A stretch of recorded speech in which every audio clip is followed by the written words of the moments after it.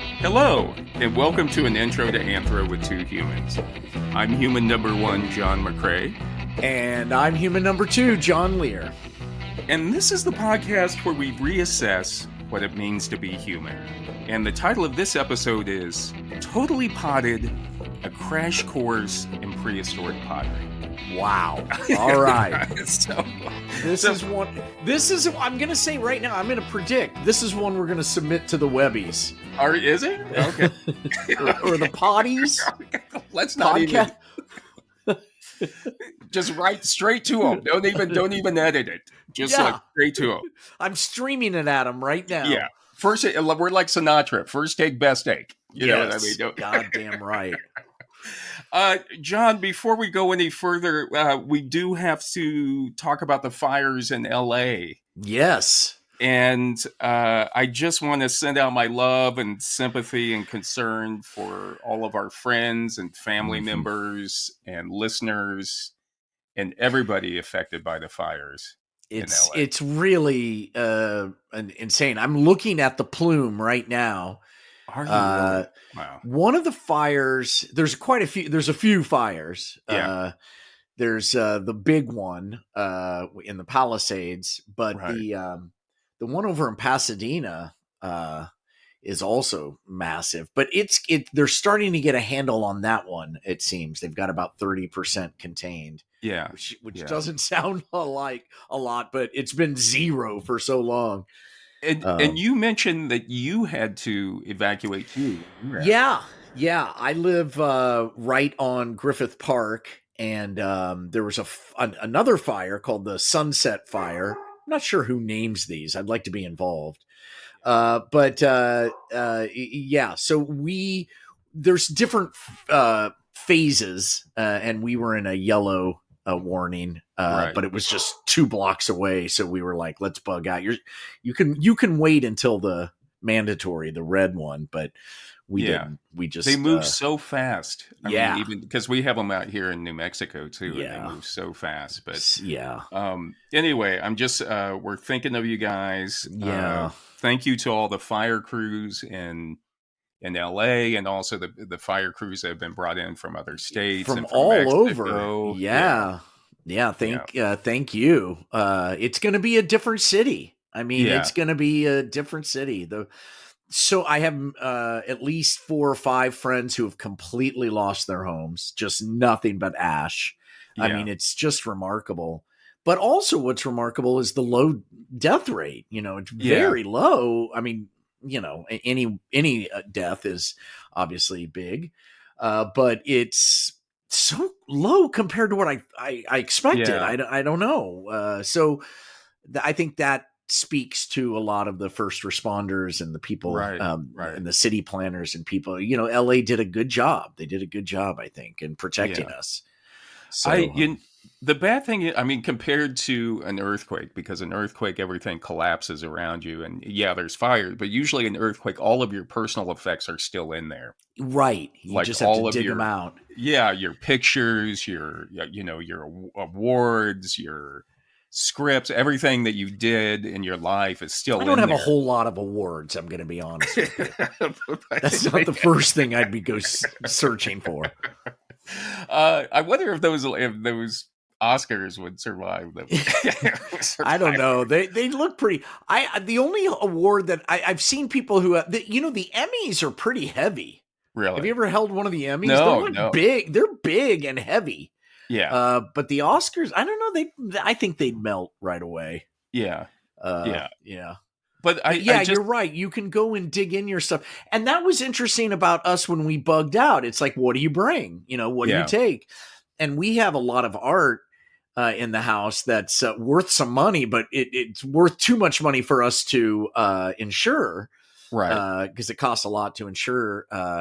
And so we did 2 runs. We loaded the car up with the most expensive art and took it down to Jennifer's shop. Oxford House Projects on Hollywood Boulevard, just a little, and put it in there just because it was, it was further away from Griffith Park.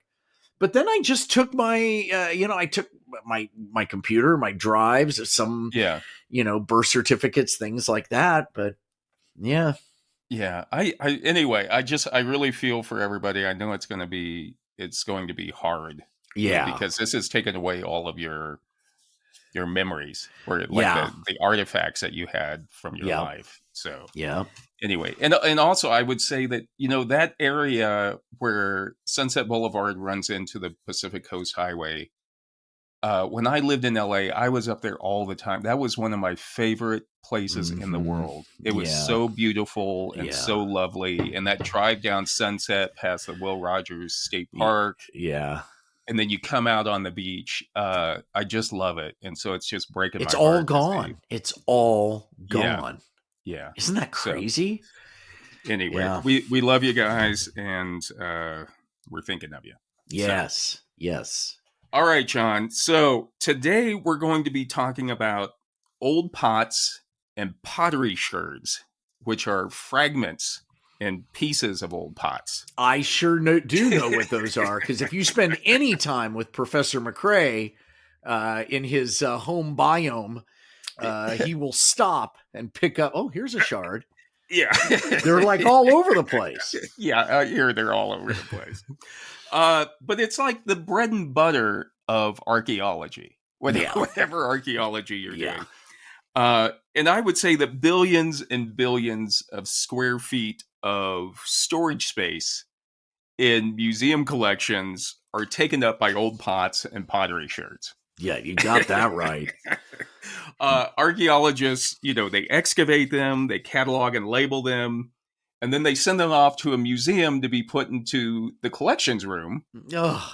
And then we all have to go look at it when we're kids. I know. Pot after pot after pot. I know. They just say, and you're seeing the ones that they're exhibiting. I mean, those are the good ones. Back in the storage space, there's just shelves, just boxes full of pottery sherds.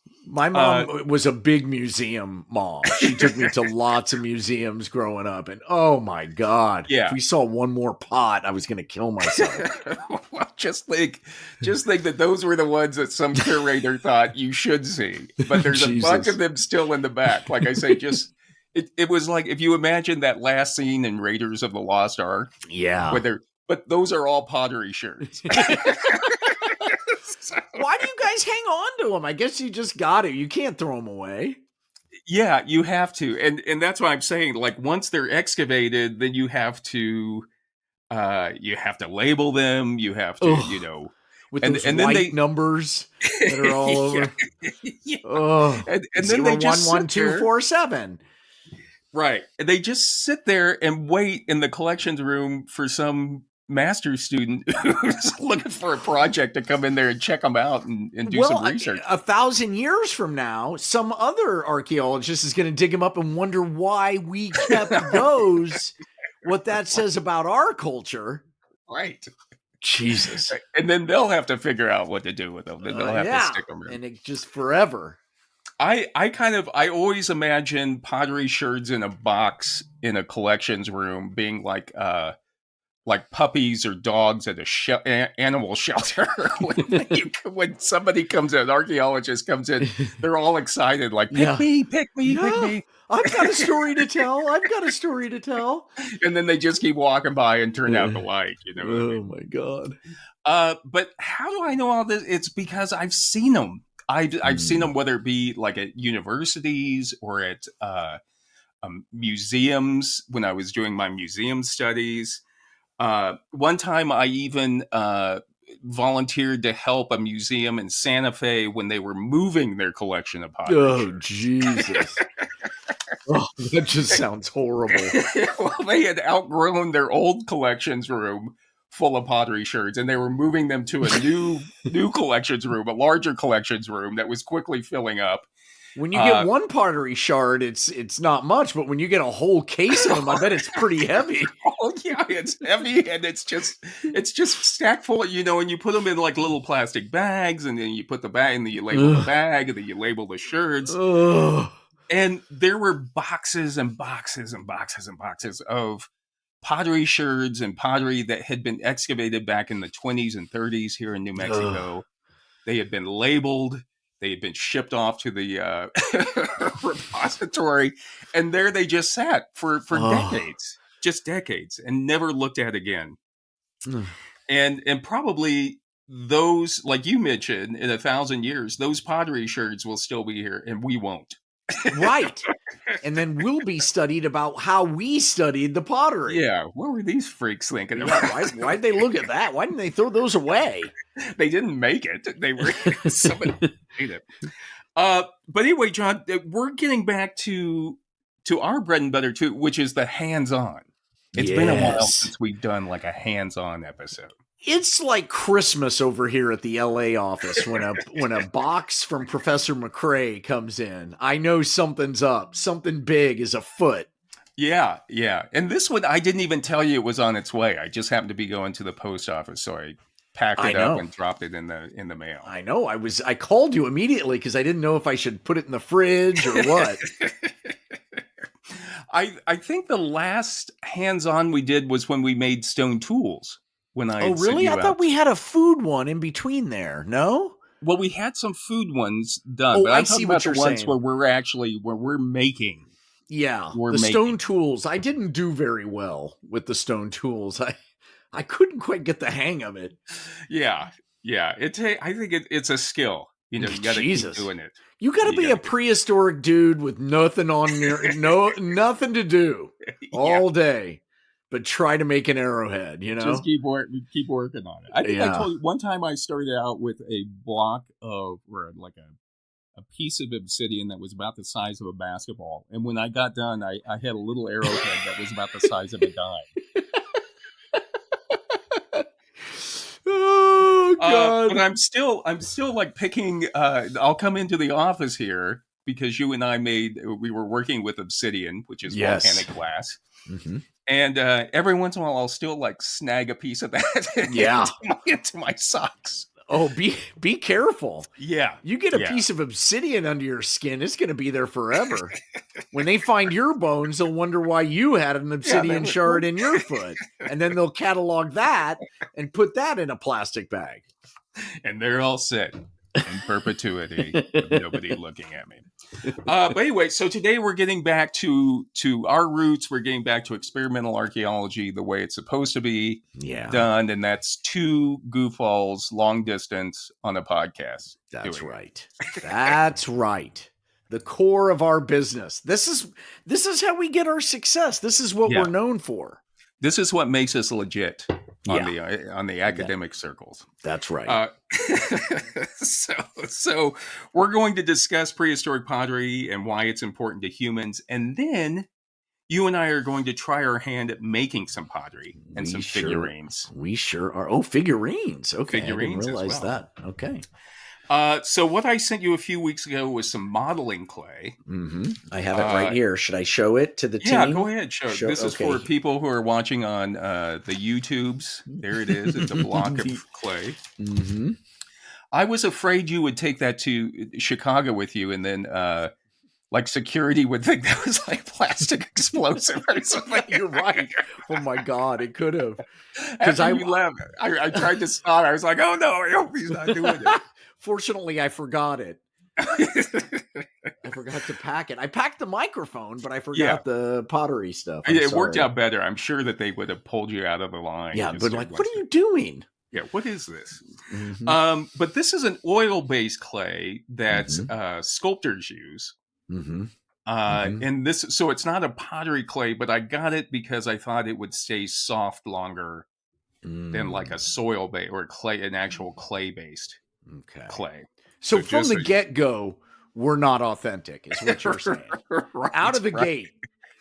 So just imagine, you'll have to use your imagination with that. So step one of what we're about to show everybody has an asterisk on it already. Yeah. We're still a podcast first. Let's just remember that. Yes.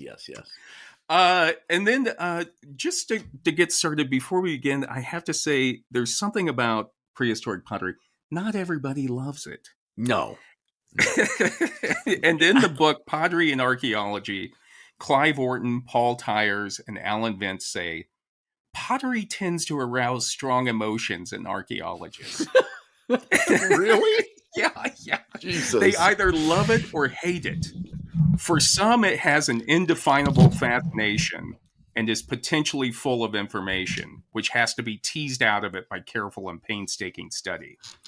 And then they continue, at the other end of the scale, it is seen as the most common of archaeological materials whose main functions are to slow down the real business of diggings, fill up stores, and behave as an archaeological black hole for post-excavation resources. You know what? I think I fall into that group, because I just feel like it clogs up you guys. It's clogging up the system. But I get it. You can't throw it away because what if it's something, I don't know. You're damned if you do, you're damned if you don't. Well, I think it brings up an important point. And I found an article back in April of 2024, and it was from a local TV station down in Pensacola, Florida. And Look at you digging stuff up. That's incredible. I just, I'm always surfing around, like keeping my ears to the ground looking for archaeology stories. All I have is a Google alert. That's it. So anyway, back in April of 2024, I read an article from this Florida TV station. Okay. And the title of the article on their website was "Man Ordered to Rebury History After Unearthing Spanish Artifacts at Fort Pickens." Whoa. And Fort Pickens is a historical site there near Pensacola. There's I think a Fort Pickens National Seashore. It's a federal park.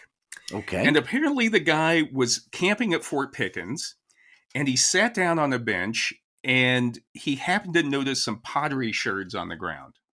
Okay. And understandably, he got excited about the sherds, and he grabbed a few of them, and he ran off to find a park ranger to tell them about it. Oh. The park ranger's like, oh, yeah. Thank you. Yeah. Let me label that and put it in a baggie. Well, that's what happened. The park ranger, he identified them as, quote, generic Spanish olive jars, pieces of generic Spanish olive jar used by people dating to the 1500s. And the ranger said that it was the most common type of pottery they find in that area. Okay. And which means, that's a euphemism for our storage area is already full of this type. Yeah. We got enough of the olive things. Yeah. So he identified it, and then he told the guy, go back, because the guy, he said, go back and rebury it where you found it. You know what I mean? Why? Well, the thing is, if you can't, one of the best ways to preserve something is to leave it in the ground. Believe it or not. Believe it or not. Yeah, I do believe that. If it's kept it for that long, just put it back in there. Right. Yeah. Right. And not to mention, when you pick something up and you take it, I mean, I understand you can get very excited when you find something laying on the ground. I still get very excited. But the thing is, when you take it out of the context, right, that kind of like, there's no, it's hard to have any like research. Well, everybody knows that. Anybody who's watched CSI knows you don't disturb the scene. Right. I mean, picking up pottery shards by a bench is just like, why don't you just grab the human head at the murder scene? You know what I mean?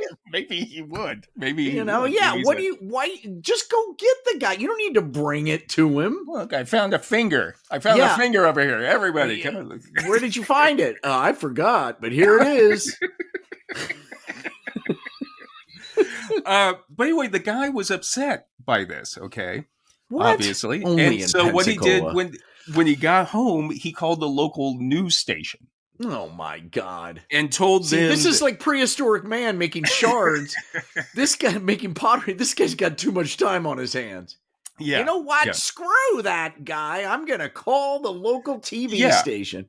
And so they did what's usually like an outrage piece.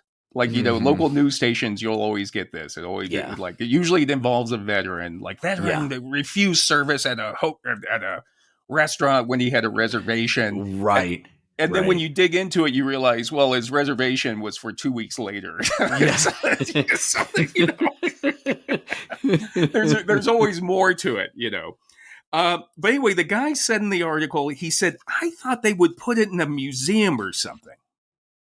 Oh, boy. So he was expecting that, like this was a significant find, and that they would immediately. Thinks he's indie, I took the sand and put it there and then took the stone so that the big rolling ball wouldn't get me. Yeah. Like in his mind, he's like indie. Yeah, jumping, like being chased and jumping. Yeah, exactly. So anyway, the news station went out and they interviewed the archaeologist at the park who said that the artifact discovered by the camper could be redundant with what they have in their collection. I'm going to guarantee you it is redundant with what they have in the collection. Yeah. And the archaeologist then said, quote, simply to reduce the amount of effort that it takes to conserve all these items, it's better to conserve the sites as they are and not introduce any ground disturbance and bring new things into collections if we don't need to. So well said. Yeah. but I'm sure the first of all, how is so little happening in Pensacola that they're going to go out and do a story on some shards? I always thought that Pensacola was a big city myself. Me too. I mean, in my mind, I imagine it being a large city, but that's amazing. Yeah. It's like, that's beyond, I mean, that's like, Kansas City, you'll see like a story on like, I remember seeing a story on like motel rooms where they would test glasses, and the glasses you use and found out that they were just rinsed out and that kind of stuff. Yeah. It's always, I always call it the water skiing squirrel. Like at some point, you could tell like what sort of market you're in as to whether or not the water skiing squirrel finishes up the news. Well, water skiing squirrel, that is something to behold. I mean, how did they get it to hold on to the handle? And how did they train that squirrel to do that? That's amazing. All right. That's a subject for another episode. They just tie the skis to the poor thing's feet and drag it in the water till it gets up, get a few frames of it, and then that's it. Immediately after birth. Did you read? I think it was that. Don't quote me on this, but I think it was that new Willy Wonka that they did not long ago, the one with Johnny Depp. Yeah, and they had trained squirrels from birth just for a scene in there to show them like unwrapping candies or something. I never saw the movie or something, but it was like all those squirrels trained from birth for a scene in a movie. I have my own version of that. I've basically been trained from birth to do something stupid for some stupid movie or something. You know what I mean? Like all of this is so pointless. It's all led up to this. So anyway, after they interviewed the archaeologist, and again, it's judging from the comments that were, that came underneath the article on the news station's website, and then also the title of it, man ordered to to rebury it. So it's like this thing where everybody thinks, big government doesn't care about our heritage. So the guy said eventually at the end of it, he said, quote, I think the artifacts in Florida should be shared. I don't think there should be a taboo on them. And I'm just saying, look, I get it. Like, I get it, but I can guarantee you that there's, storerooms and storerooms and storerooms of this same type of pottery. And it's, sometimes you just got to leave it where it is. Just like pick it up, think about the people that made it and then set it back down. And, it's here in New Mexico, I think I even took you out to Pecos National Monument, which was an old Pueblo site that was amazing, inhabited from like 1,000 people lived in the area before. 1,000. I mean, it's not that amazing unless you have Professor McCray with you to tell you what you're looking at. Then it's amazing. Yeah, but that site has been excavated many times back in the 30s, and I've looked at pottery from that site, pottery sherds from that site. But there's still pottery coming out of the ground there. Jesus. Like what we saw, that it's there was just so much pottery. There was what didn't they put in a pot? You know what I mean? I found a rock. Make a pot, put it in there. Oh no! It was like, those were their boxes at the time. You know what I mean? That's what you used. They needed to trim down on their stuff. But the thing is, I get the excitement about finding something. Like, I understand the guy. When you find something, you think whether you're finding an Australopithecus skull in Africa, or if you're finding a pottery sherd in Florida, everybody gets very excited and very protective of their own finds. Yeah. And you think that that's the most significant find ever found. Maybe. I wouldn't. I'd look at it. I wouldn't even go talk to the park ranger. I just put it right back. Yeah, which is... I wouldn't even be picking through the ground below a park bench anyway. Everybody thinks campsites are so pristine in nature. You know how many people have peed on every square inch of that place? Filthy. Yeah. In the middle of the night, what do people do? It's like, I'm not hiking all the way over there to the pit toilet. Gallons of John Lehr urine has gone into campsites across this land.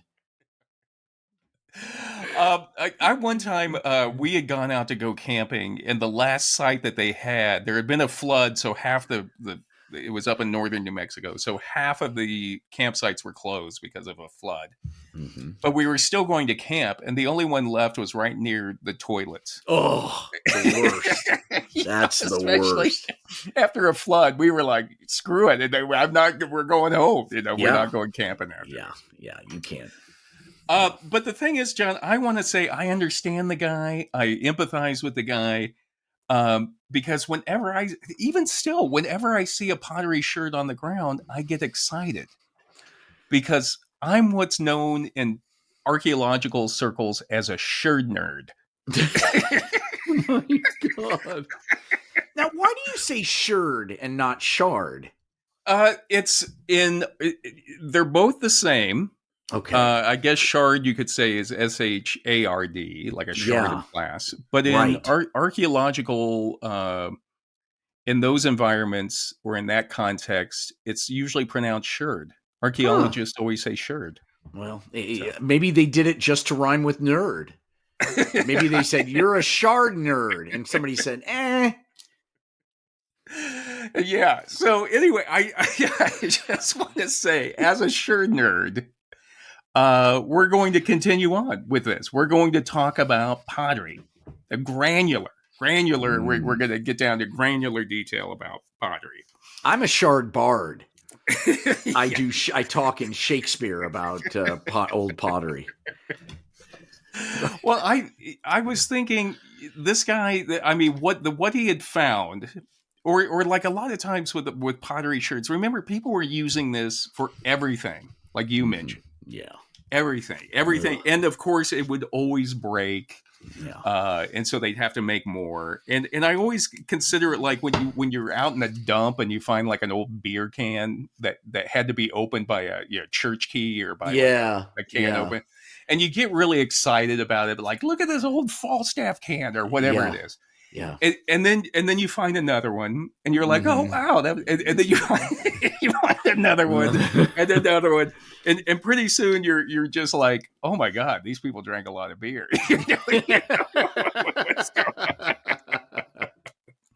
So it's not that, the park archaeologists didn't find it interesting or didn't care about it. Right. But it's just like, you have to make choices because they still have a budget and they have to manage all of that storage space and what needs to go in there.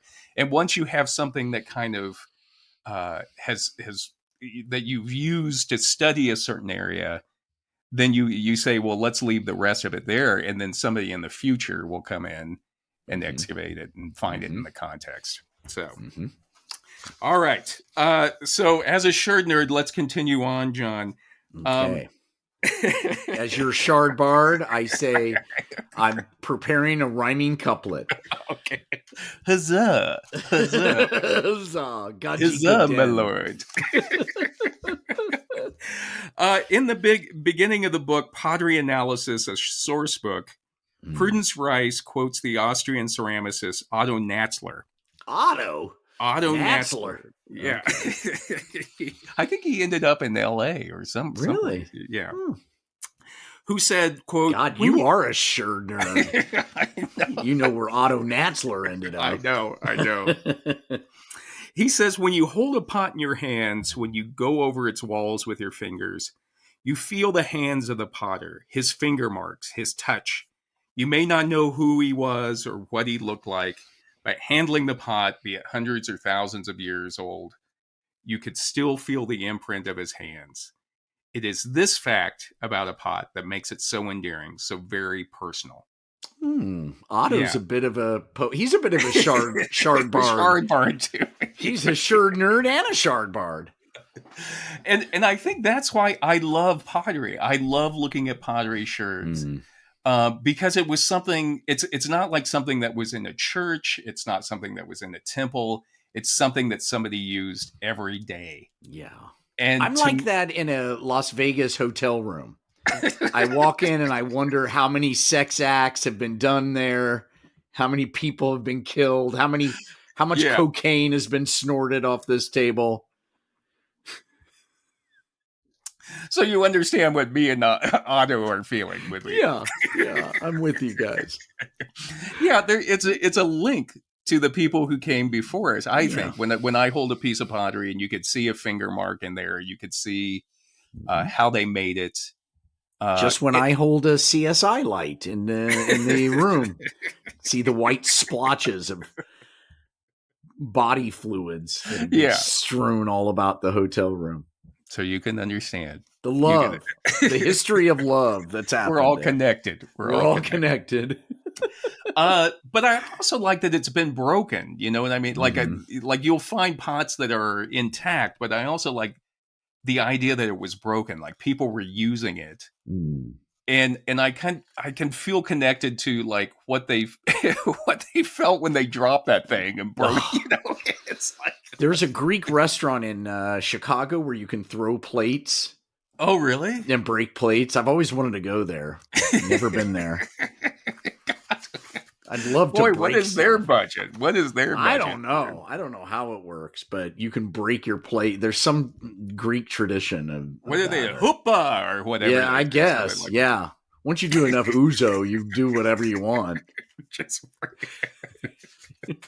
I can imagine breaking those pots must have been fun too. Yeah.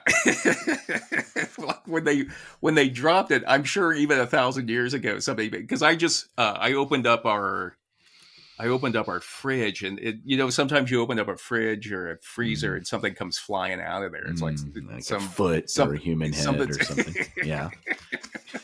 Yes. Like a jar of something, like something's in there that just throws it out at you. Like, leave me alone, close the door. But anyway, I opened it and like a jar of jelly just came flying out. And it's just when it broke, it was like, shit. You know? Yep. And I'm sure 1,000 years ago, the equivalent was, Well, you know, Mary's to blame. Mary must have been the one. Well, I mean, you didn't do the jelly. She put the jelly in there wrong. She balanced it on something. Well, maybe she doesn't. I'm the jelly eater in our house. So you booby trapped yourself somehow. I don't know. I think there's a spirit in there that, like a Tommy knocker or whatever they call him, some sort of imp that lives in there when the doors close and when you open it, he throws food at it. Well, somebody's going to find that broken jelly thing somewhere hundreds of years from now and wonder how it got broken. And they'll be connected with me. They will. Yeah.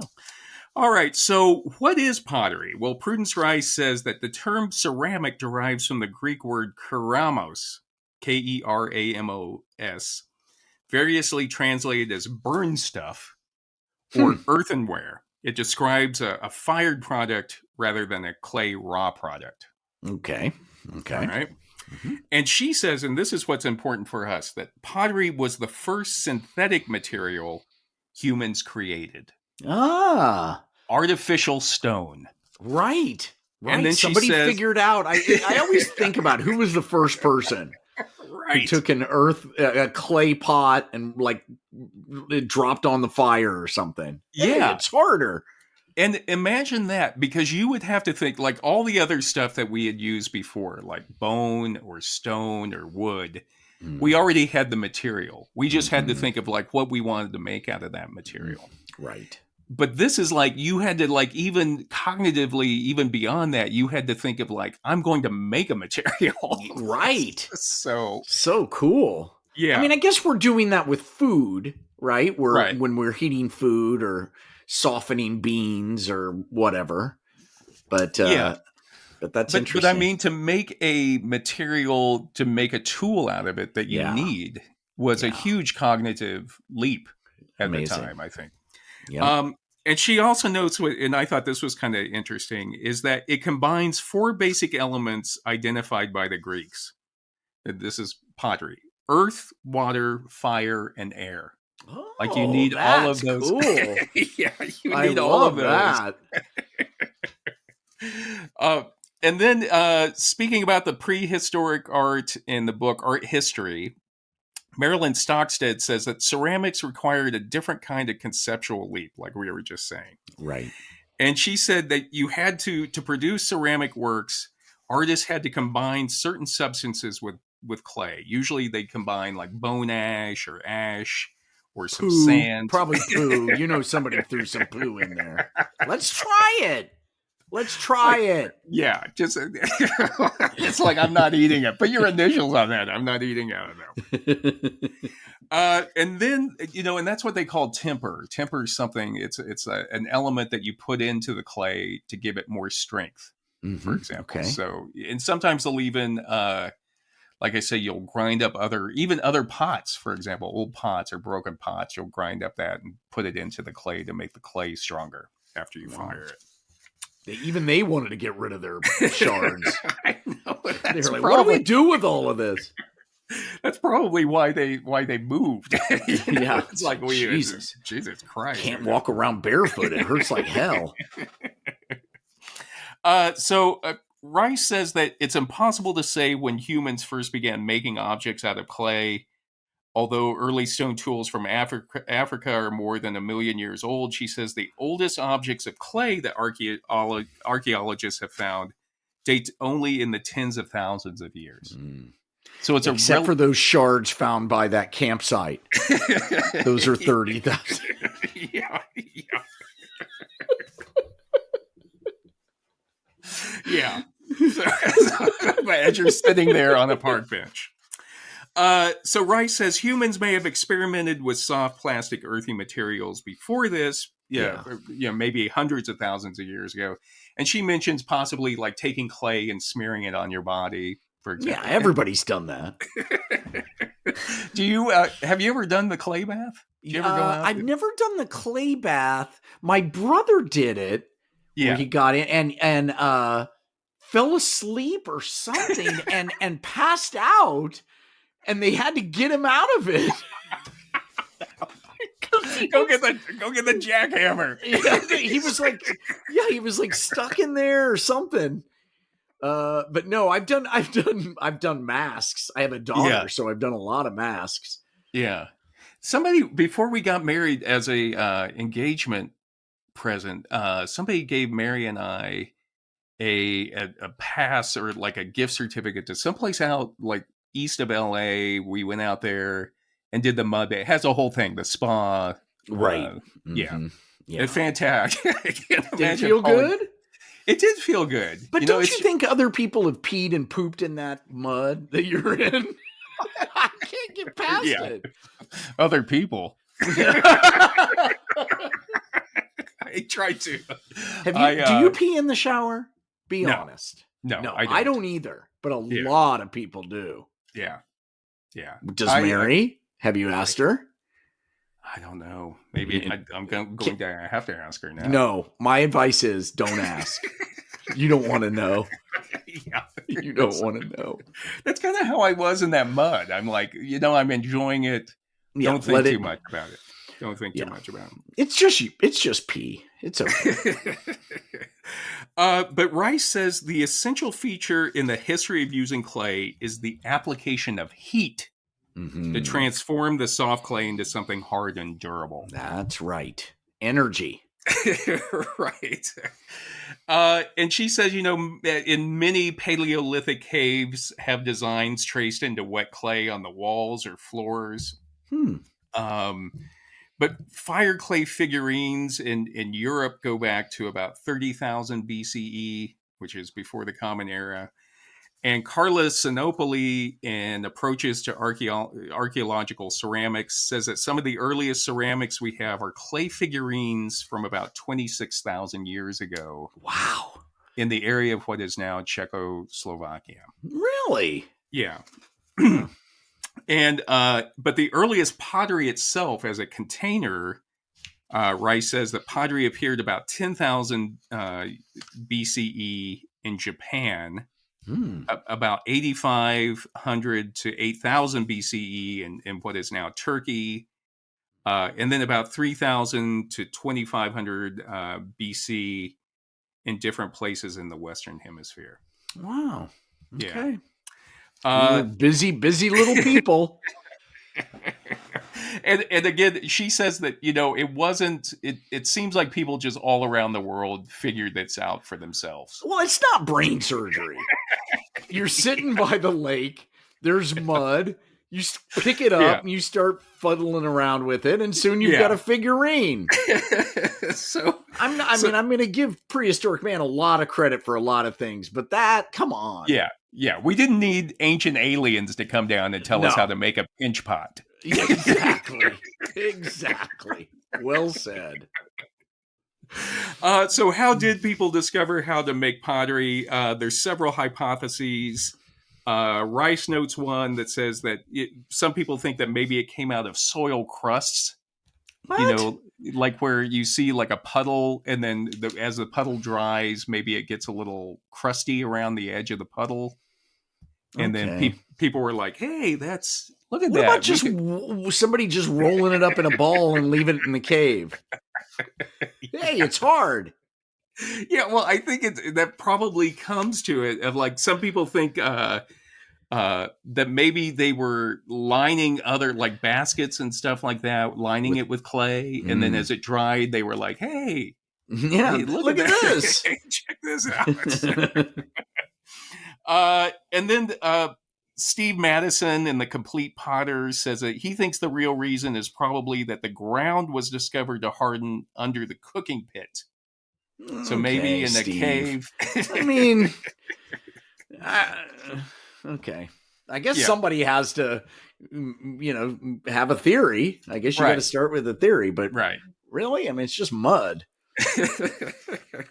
But Carla Sinopoli, again, in Approaches to Archaeological Ceramics, she says that the earliest actual pottery in the shape of a vessel or used as a vessel comes from Japan. Wow. From about 5,000 BC to 10,000 BC. Wow. The Japanese.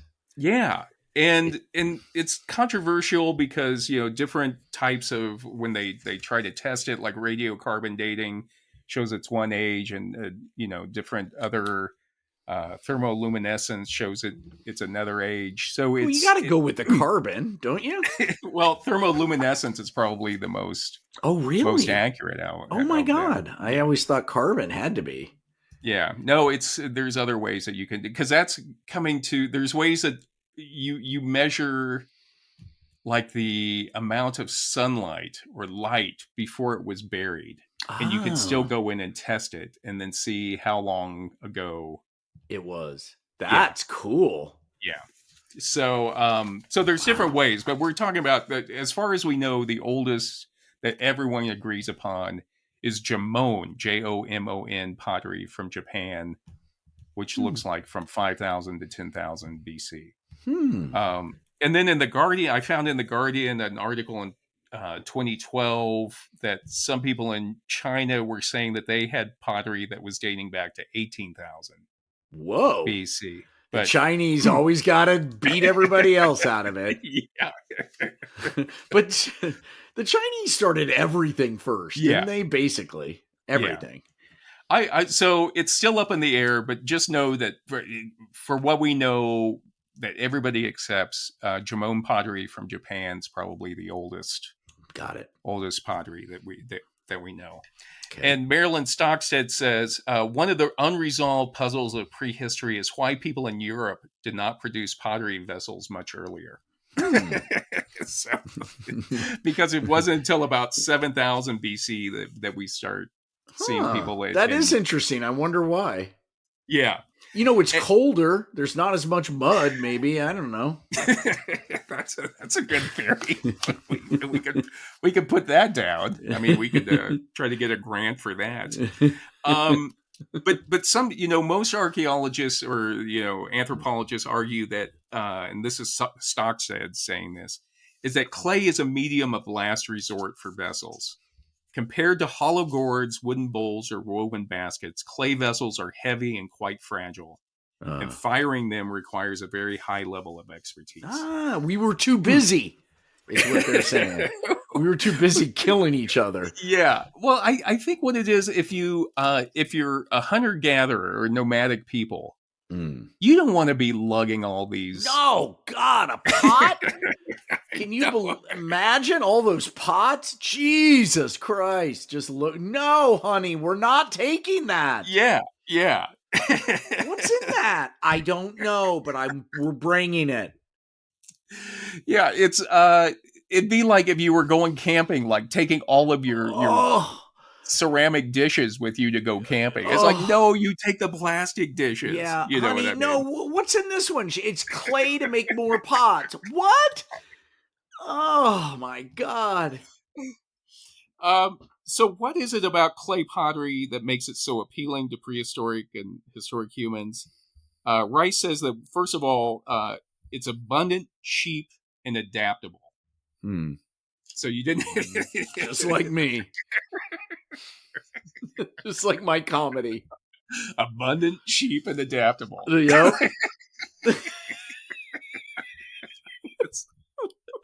I hope somebody should. I hope that's how they.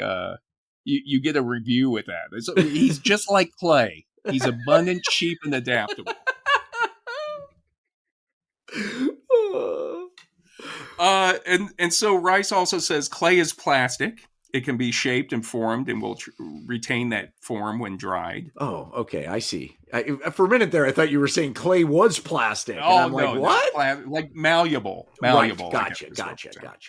You're going to the second definition, the number 2 on plastic, right? Right. Gotcha. And clay hardens when heat is applied. Mm-hmm. And adding substances, like we said, which is called temper, to clay improves its properties. Yeah. And Sinopoli says that ceramics are composed of 3 basic materials: clay, non-plastic inclusions, which is the temper. Second definition of plastic. yeah. Mm-hmm. And water. Okay. And a little bit of urine, just a drop. Just a drop. Yeah. Makes it harden. I don't know why, but it makes it harden extra. You know what? I'm glad we're doing this long distance, because I'd hate to be in the lab with you. What's he doing up on the? He's doing up on the desk. Theory. So, in other words, what happened? It's So we mentioned that, nomadic people, you didn't want to have... Yeah. You didn't want to be carrying all that around. No, of course not. Yeah. Yeah. So what happened is when, and we've talked about agriculture before, about 10,000 years ago, 10,000 BC, when people started to adopt agriculture, they started to have a more sedentary lifestyle. So when you're not moving around so much, and with agriculture, and you have all your produce from agriculture and rice, you got to put rice somewhere. Right.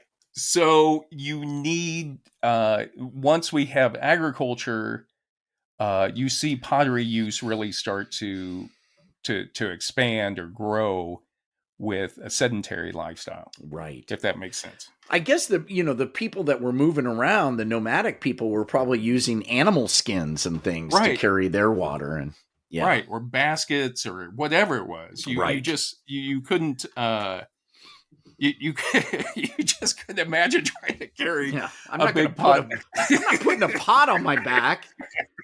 We're going over the Andes. Yeah, fill it up with water, and then imagine just how heavy that would be. I'll risk it. We'll find some good water. Trust me. And Linda Cordell in Archaeology of the Southwest says ceramic containers, because they're both heavy and fragile, like we said, they're not useful to mobile groups, right? Especially those lacking pack animals, rafts, or boats. Right. So, and then, in other words, like we mentioned, if you were a nomadic people, you would use baskets. You wouldn't use ceramics. But then with agriculture, we begin to see people use it more. And Colin Renfrew and Paul Bond say in the book Archaeology that the lack of pottery vessels before the Neolithic period, which is when agriculture came along, is mainly a consequence of the way people live there. Okay. I buy that, right? Yeah. And the other thing that's important about ceramics or pots is that it's more useful for cooking. So once you had agriculture come along, right, and you started having grains, and grains needed to be processed before we could eat them. Yep. It's a lot easier to cook like a corn or cook barley or something in a ceramic pot that you could put right directly on the fire than it is to try to cook it in a basket. Yeah, because a basket has holes in it. I mean, I'm no ancient man. Yeah. But you have to keep filling that thing up. Yeah, what's going on? It just, the water keeps disappearing. The other thing Linda Cordell says is that with a pottery vessel, you could set it on the fire and leave it. And that was important for people who had to do other things throughout the day. Boy, that holds true today. Like a slow cooker. You know what I mean? It was like a slow cooker. Oh, do you have one of those, I forgot what they're called, but they're the Instant Pot? Yes. Yeah. The pressure cooker, right? Do you have one? I do have one. Someone gave us their hand-me-down. It's great. Yeah. I love it. Is the only thing it's good. The only thing is it just makes it faster, right? That's the only purpose, the only pro. Yeah, I think it. Yeah, I mean, you don't have to usually you don't have to soak your corn, or you don't have to soak the beans or anything. You can just throw them in there and do them. Wow. Relatively quickly. Wow. I made some split pea soup for the new year in one of those. That was just amazing. Amazing. Our friends gave it to me with, they had lost the instructions. So I kind of had to figure it out myself. And the first time I cooked something on it, I nearly burned my face off. When I released the steam thing. Yes. YouTube. Yeah. YouTube. I realized it afterwards. Yeah. You're a man of a certain age. The kids are all laughing at us right now. They're like idiots. You have computers in your pockets. So in other words, also what was good about pottery is that by being able to cook things better, like that, like grains, pottery may have also unlocked more calories for our prehistoric ancestors. So and then we start putting a little weight on. Yes. Right. Now we're talking about evolution. Right. So and our brains would get bigger, and we were, Now you're talking business. Yeah. Now you're cooking with gas. We increased our survivability, I guess. Hell yeah, we did. Put some meat on our bones. Sitting around eating out of ceramics. Yeah, with a spoon. Now we have a spoon. Life was good. It's like, God damn, I'm so exhausted. Let me sit down and eat some corn out of this thing. So why is pottery useful for archaeologists? Prudence Rice says that pottery is useful because, one, pottery has a long history and is found all over the world. Okay. Two, pottery is virtually indestructible. Even if it breaks, we still have those pottery sherds out there. Yeah. Unlike stone projectile points, which are attractive to collectors, sherds are not particularly attractive to pot hunters. So that's a good thing? Why is that a good thing? Because, so people just leave them. They leave it there. So unlike, that's funny. Unlike trying, finding an old spear point or finding a gold ring or something. Right. Most people will just leave pottery. Yeah. I mean, you picked up pottery shards where I was like, I would have never thought that was anything other than some weird rock. I never would have noticed it. Never in That's a million what I years. find so, it's so interesting to me. Yeah, and you're good at it. It's like walking around with somebody who can get the 4-leaf clover. You can really see them. The other thing she says, pottery is, again, not exotic or highly valued like gold or jade. So people leave it. Makes sense. And then also the shape, decoration, composition, and manufacturing methods of pottery reveals insights into human behavior. Yeah. Right says. There we go. And in the foreword to Carla Sinopoli's book, Charles Redman, who's an archaeologist, says that more than any other category of evidence, ceramics offers archaeologists their most abundant and potentially enlightening source of information about the past. Well, yeah, it's most enlightening just because there's so much of it. Right. He's a sherd nerd. But it's enlightening. Yeah, it's enlightening, but it's enlightening by the ton. You know what I mean? Yeah. But the other thing is, in Colin Renfrew and Paul Bond state this, is that you can arrange pottery in a succession. So you can look at styles and kind of get a relative chronology of like what's an old pot, what's a newer pot. Right. And then you can use those pottery sherds when you go in and you start digging through a site and you find pottery, a certain type of pottery at a certain level. You can kind of think of like approximately, relatively what this age was. Right. When this was laid down. You can just sort of shotgun it. You can just be like on the fly. You don't have to take it in to be carbon tested or light tested. Right. You just know that, okay, look, this is the zigzag. Yeah. I know this. And then also Renfrew and Bond, if you want to get more sophisticated, you could look at the residues that remain in the pots. Oh.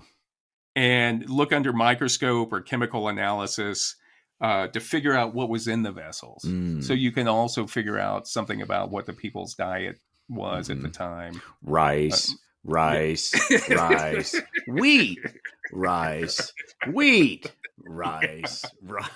corn. Yeah, guess what? It was corn. It was corn again. We've confirmed it. I had a hunch it was corn. And sure enough, it's been confirmed. By analysis that I had to wait like 6 months to get back. And just before we begin making our pots, John, I want to say something about pot hunting and looting. And eventually I want to do an entire episode on looting. Yes, I love that. Let's do that. But a couple points. In a 1991 article, The Looting of Arkansas, Spencer Harrington notes that pots are the relics of choice among collectors. Did you say looting of Arkansas? Of Arkansas. So what?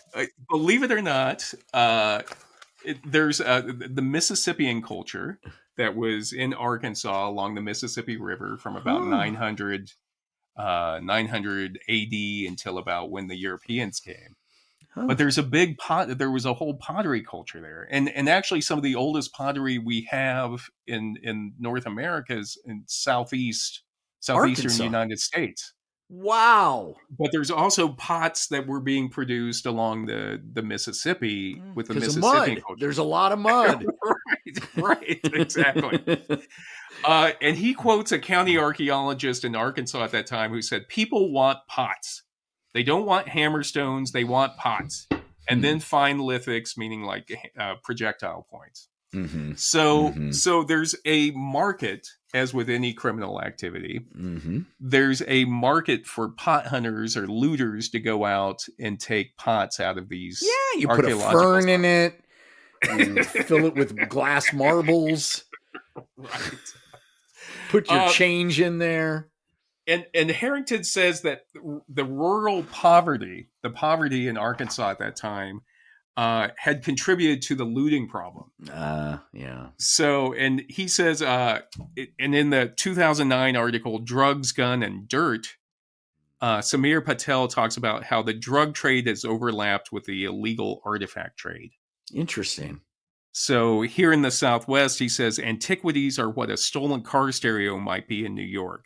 An untraceable commodity of the criminal underground. And it turns out when you're addicted to a drug or you're hungry, you're going to sell the pot. You're going to trade the pot that's sitting on your mantle. Right. Or if you live in an area where you know that there's old pots out there in the ground and you're broke and you need some meth, need some drugs. Then you go out and you do these illegal digs and you Hell yeah.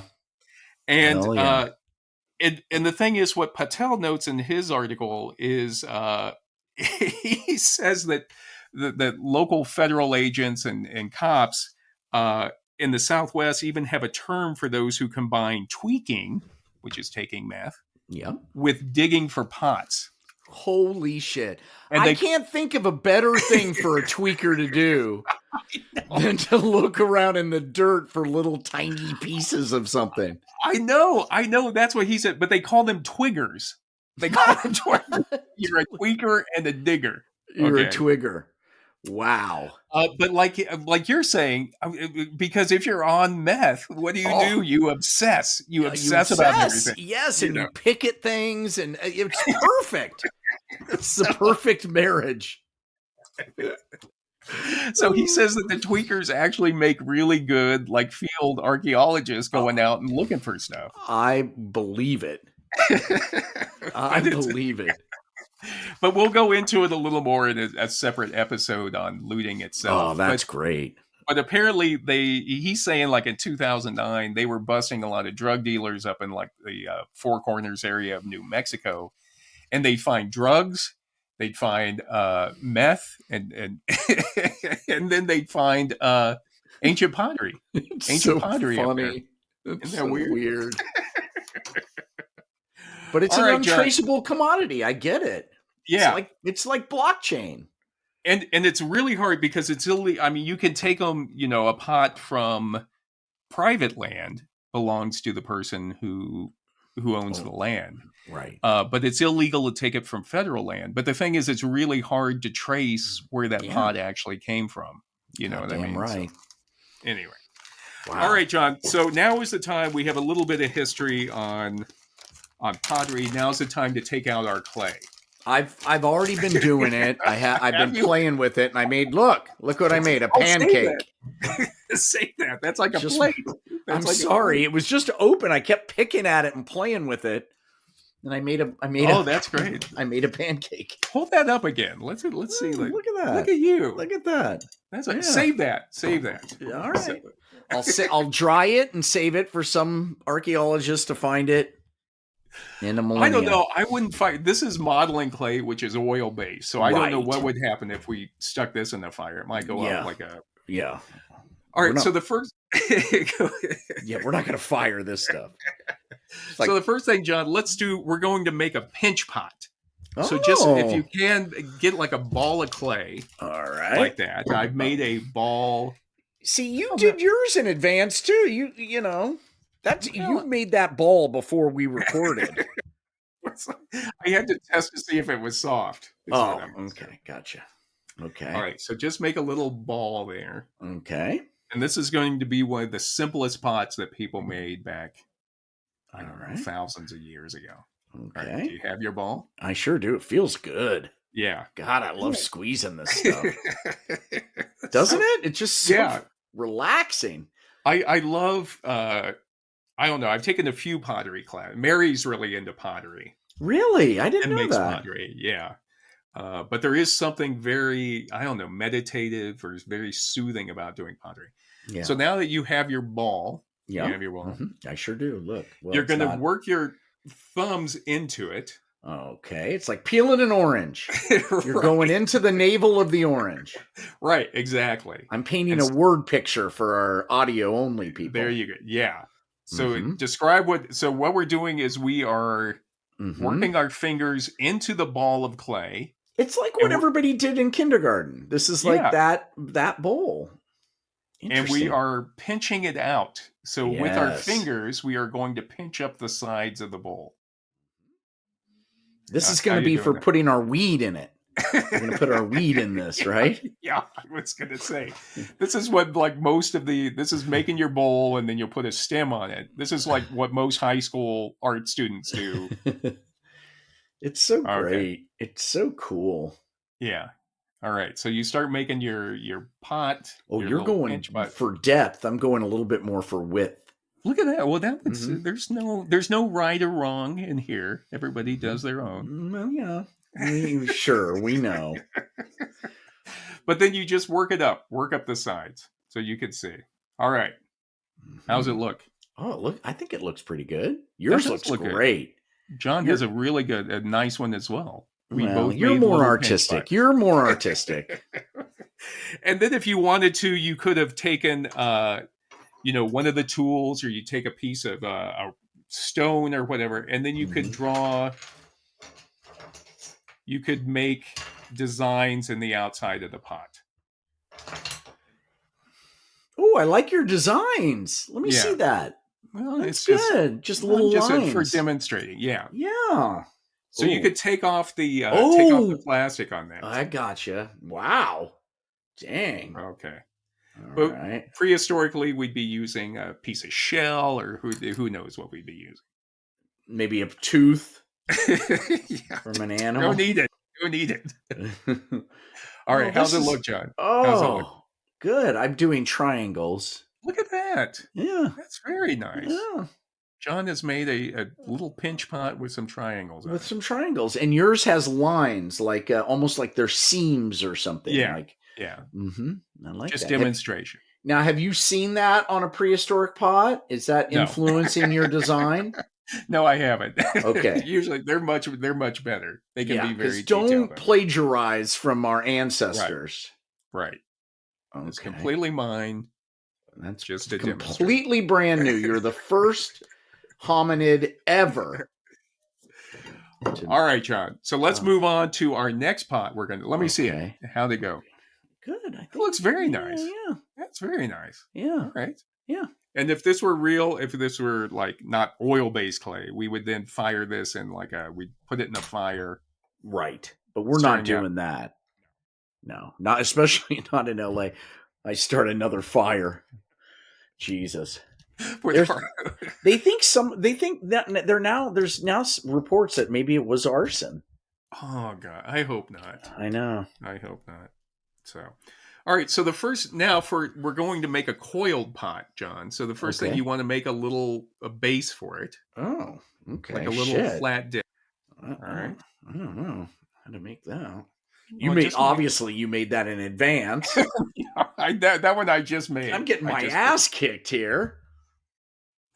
All right, so just make a little disc. Yeah, it's like a little. It's almost the size of a Mexican silver dollar. Right. And this will be the base of our coiled pot. Mm-hmm. Okay. Now set that down. Got it. And take a little more clay. And then this time, and you may have to add some water to it. Okay. But we're going to make a coil. We're going to make a rope. So kind of rub it between your hands or rub it on the desk. You're good at this. So you've done this before. Listen, haven't you? Don't try to kiss up to it. I'm terrible at it. You're not getting a grade on this. I'm surprised. I'm amazed by your... Listen, there's always a student like that. I know those students who always try to kiss professor. Up. Yeah. Oh my God. Good. You're so good at it. Yeah, you're so good. So are you getting it? You can even roll it on your desk, maybe just to give it. No, I'm not because they did not have desks. I'm going old school. So you want to get it like a rope. I'm doing it right between my ass cheeks, like they did. Look at that. For those of you who are watching us on YouTube, they may. All right. So you got it. Look at that. There you go. That. That's something. Oh, look at yours. Nice. Okay. All right. So now this, you're going to begin to coil around that base you made. Oh, I see. I see what you're doing. See how that is? You begin to coil it around the base. Boy, who thought this one up, you know? I know. Okay. Good. And then as you go around, there you go. Yeah. So now we'll make another coil. Mm-hmm. The same way, we'll make another rope. This is a good one for your contact lenses after you fire it, you know? No. I find out next week, like, John's in the hospital. He's got pink eye. I don't know where he got it. You know, I got pink eye last year. Do you remember that? I know. No. How the hell did I get pink eye? I don't know. Don't you get it from poo? It's from maybe. poo, right? You wash your hands? Yes. Since the pandemic, I've gotten really good at it. All right. So make another one. Make another rope. Okay. All right. Same width, right? Just longer. Yeah. Just a little So in longer. other words, you make the coils and you just keep coiling it up. Wow. Along, you add it to the other coil going around your pot. This is lovely. All right. I'm going in. Okay. My pot gets wider, right? Right. Okay, got it. So you could do this. This looks awful. But you could do this numerous times. And you see how you would build up the sides of your pot by doing that. Look at that. Look at yours. Looks very nice. I don't know. Really? But this is how you could do this numerous times with like really thin. Usually like the pots will have really thin ropes that will coil up and build up the sides. I feel like I would not be a pot maker in my tribe. I feel like they would assign me to something else. John, they'd be like the ones telling you to go like collect wood for the fire. Just get more wood. Really? We got a ton. Get more. All right. So that would be, and then the thing is you could use a scraper to like even out the sides of that. So you couldn't tell that it was from the outside. Oh, I see. Yeah. All right. That's harder. You get the scraper involved. Jesus. Okay. All right, John. So the last thing we're going to make. So that's a coil pot. So we made a pinch pot and a coil pot. Pinch and coil. And now the last thing we're going to make is a figurine. We're going to make an effigy of each other. Oh my God. Okay. I have a feeling this is going to look like Bert and Ernie. Ernie and Ernie. Yeah. I mean, we're. Okay. Oh, Jesus. I knocked my microphone over. Sorry. Okay. Are you okay? Yeah, everything's fine. So I'm creating, again, these would be like the effigies that they found in the area of Europe 26,000 years ago of a face or a figure. So here it is. I'm making your head. Try not to move, John. Can't you just take a screenshot? I mean, I got work to do over here. All right. Got your head. Get your hair. Oh, Jesus. Right. I've got a real situation over here. All right. Okay. Oh. You see, luckily I've grown up with you, so I know you. I don't have to look, you know. All right. I know who you are. This isn't just so much your outer image, but I'm also doing your inner image. Really? I'm doing you right now. I'm doing you right now. I'm doing you as like the you know, the timeless you. Oh, okay. I appreciate that. The you that you've always been, that you've always searched for. The you that you found when you walked through the wound to the other side. Okay. How's it going? Good. Okay. I'm in really good shape. This is fun. This really is fun. I need to do things like this. I don't do anything like this, that's just pointless. What? Well, I mean, but you know what I'm saying? Like a hobby isn't like going to the gym, right? Or reading. A hobby is something that you do that's for no reason other than, right?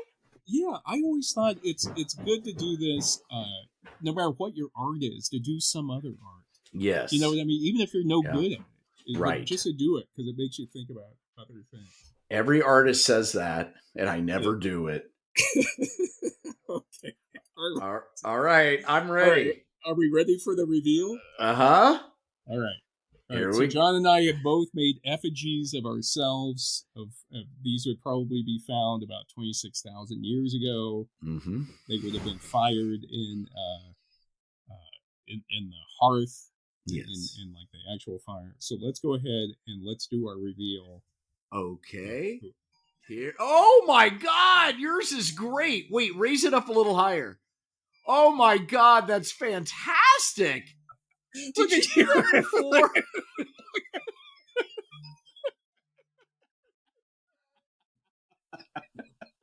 That's the inner me.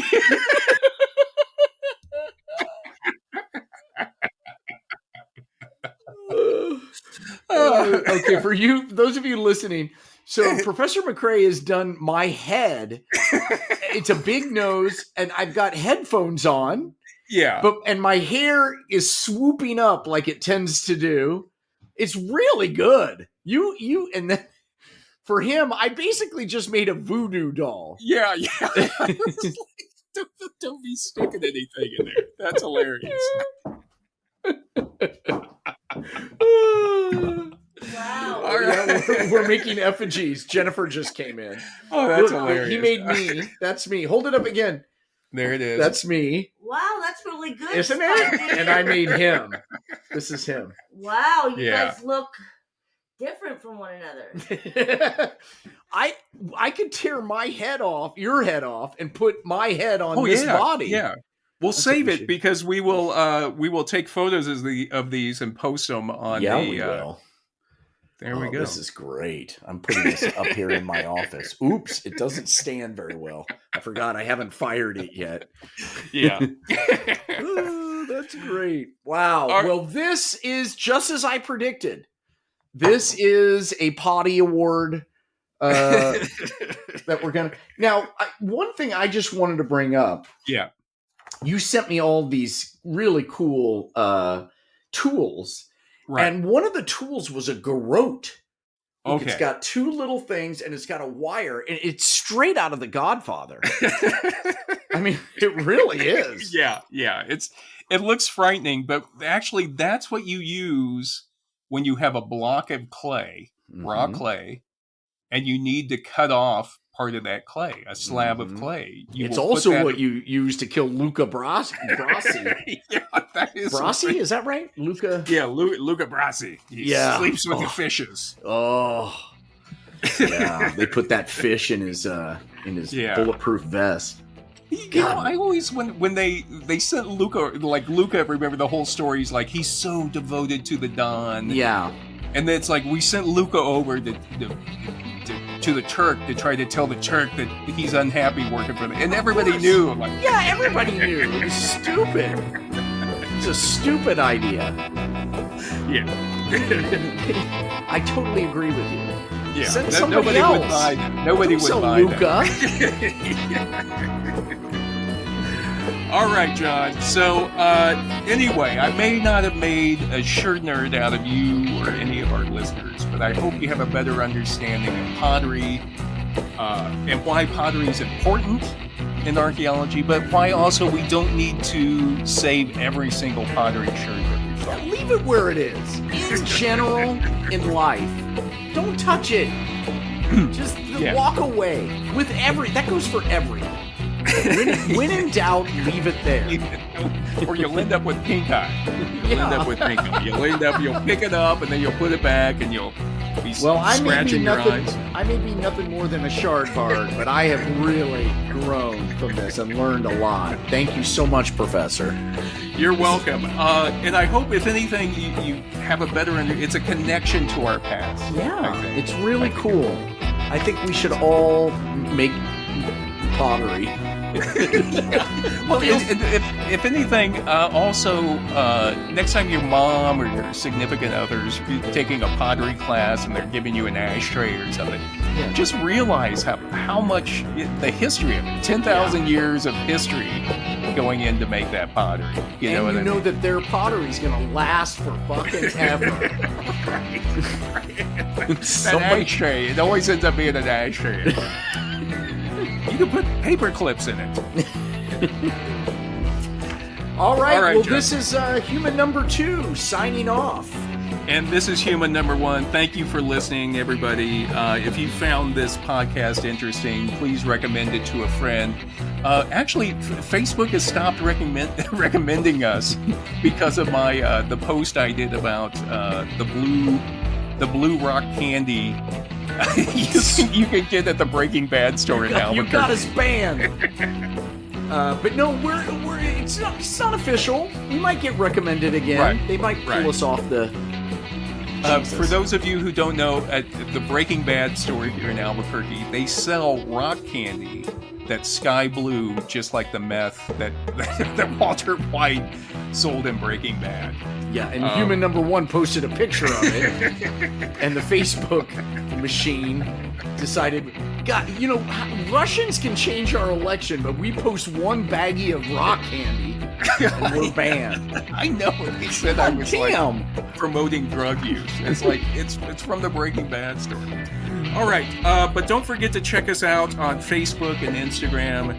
Also check out Watson & Company's socks, Puppies Not Piranhas on Etsy, and the Two Humans Cave Shop on Cafe Press. Yes. Again, for the people affected by the fires in LA, we're thinking of you and hope you're safe. Yeah. And thanks, everybody. You're all getting ashtrays for Christmas. Love you guys. Thanks for listening. Bye. See ya. Bye.